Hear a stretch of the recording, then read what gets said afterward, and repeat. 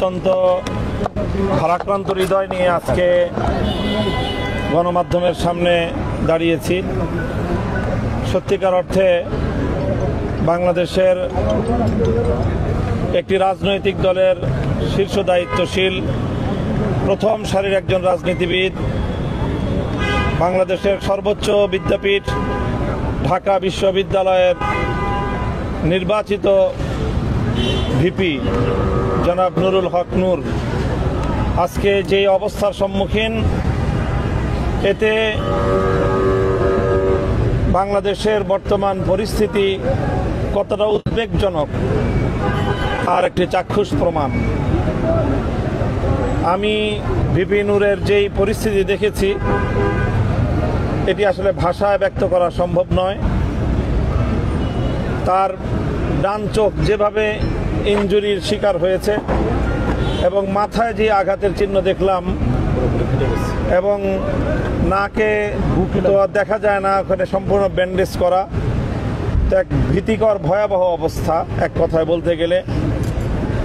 অর্থাৎ দেখলেই বোঝা যাচ্ছে যে শরীরের সবচেয়ে সেন্সিটিভ জায়গা মাথা, চোখ, নাক, এখানে এলোপাতাড়িভাবে যেইভাবে উপর্যুপরি হামলা করা হয়েছে, এটাকে সম্পূর্ণ পরিকল্পিতভাবে হত্যার ষড়যন্ত্র ছাড়া আর কোনোভাবে অভিহিত করা সম্ভব নয়।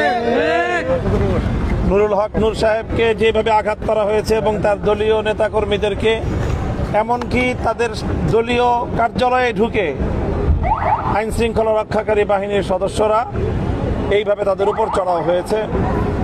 বাংলাদেশে এখন রাজনীতিবিদ হিসেবে আমরাও আমাদের জীবনকে নিয়ে আমরা আজকে শঙ্কিত, আমাদের নিরাপত্তা নিয়ে আমরা আজকে শঙ্কিত।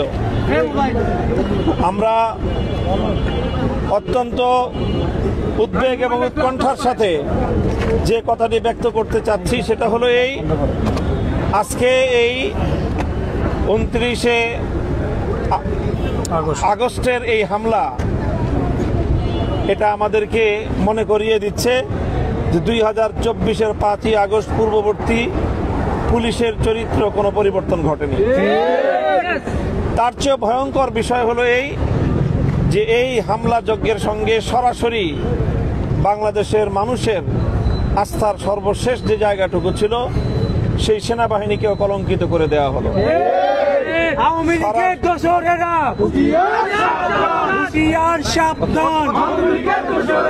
সরাসরি সেনা সদস্যরা ওপেন জাতীয় গণমাধ্যম এবং বিভিন্ন মিডিয়ার উপস্থিতিতে এইভাবে একজন দেশের বরেণ্য রাজনৈতিক নেতার উপর হামলা পরিচালনা করতে পারে, এটা সভ্য এই পৃথিবীতে কল্পনা করা সম্ভব না।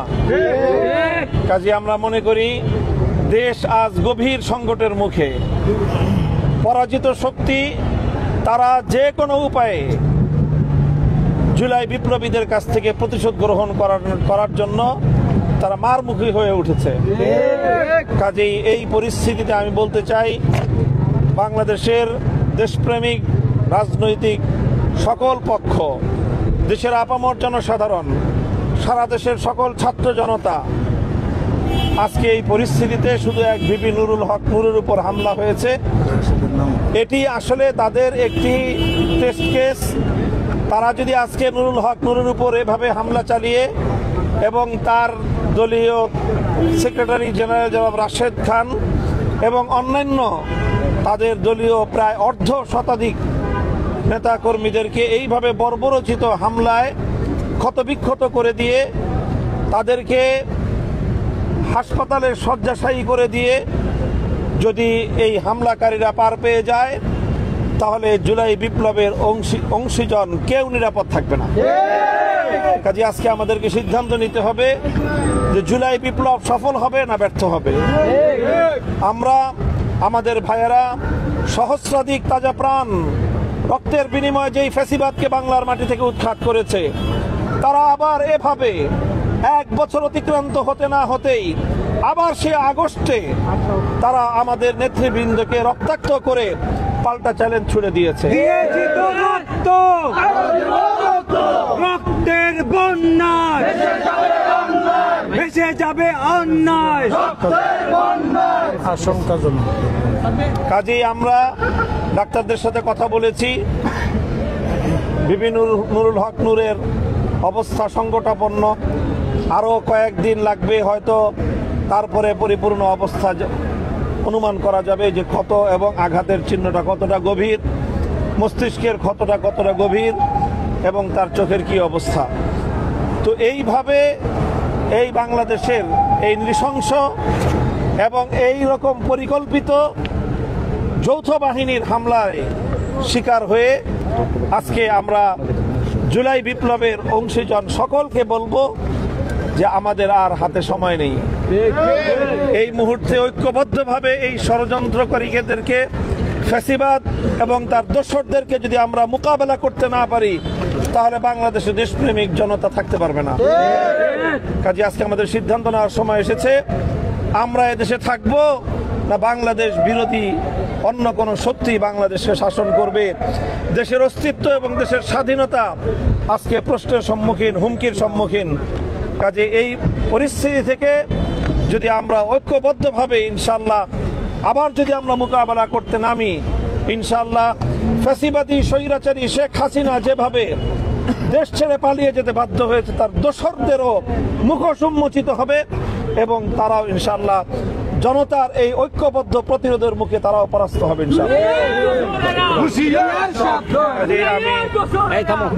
কাজেই আমরা দেশের সকল রাজনৈতিক পক্ষ এবং আন্তর্জাতিক বিশ্বকে এই বিষয়ে আমরা দৃষ্টি আকর্ষণ করি। জাতীয় গণমাধ্যমগুলোকে আমরা বলি যে এই ঘটনার যথাযথ নিন্দা এবং এই ঘটনার প্রতিবিধান করার জন্য যা করতে হয় আমরা সকলে ঐক্যবদ্ধভাবে যেন সেটা করতে পারি, সেই প্রত্যয় আমরা ব্যক্ত করছি। ইনশাআল্লাহ আমরা রাতের মধ্যে, কালকের মধ্যে সকল রাজনৈতিক সংগঠনগুলোর নেতৃবৃন্দ আমরা ঐক্যবদ্ধভাবে আলাপ আলোচনার মাধ্যমে ইনশাআল্লাহ আমরা এর পরবর্তী যেভাবেই এর বিহিত করতে হয় আমরা সে পথেই অগ্রসর হব ইনশাআল্লাহ। সকলের কাছে, দেশবাসীর কাছে আমাদের ভাই জনাব নুরুল হক নূরের আরোগ্য কামনা করার জন্য, আরোগ্য কামনা করে দোয়া প্রার্থনা করছি। আল্লাহ যেন তাকে সুস্থ দান করেন এবং বড় ধরনের কোনো ক্ষতি যেন তার না হয়ে যায়। আল্লাহ পাক রব্বুল আলামিন তাকে অতি শীঘ্র দ্রুত সুস্থতা যেন দান করেন এবং তার অন্যান্য সহকর্মী, গণ অধিকার পরিষদের সম্মানিত সেক্রেটারি জেনারেল সহ অন্যান্য আরও যে সকল নেতাকর্মীরা আহত হয়েছে তাদের সকলের জন্য সুচিকিৎসার ব্যবস্থা করা হয়। আর ফ্যাসিবাদী আওয়ামী লীগ এবং তার দোসর জাতীয় পার্টিকে বাংলাদেশের রাজনীতিতে পুনর্বাসন করবার যারা দুঃস্বপ্ন দেখছে তাদেরকে আমরা পরিষ্কার বার্তা দিয়ে দিতে চাই, জুলাই বিপ্লবীরা বেঁচে থাকতে বাংলাদেশে আওয়ামী লীগও রাজনীতি করতে পারবে না এবং জাতীয় পার্টিরও বাংলাদেশে